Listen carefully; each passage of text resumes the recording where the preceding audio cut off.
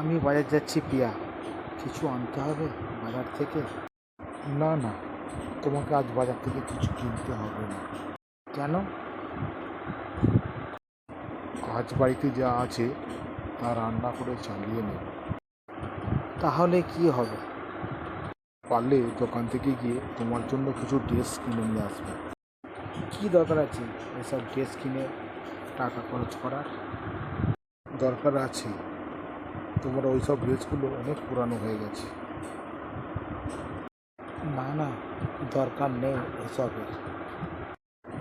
তাই আজ বুঝেছি পরিবারের দায়িত্ব সব তোমার উপরে।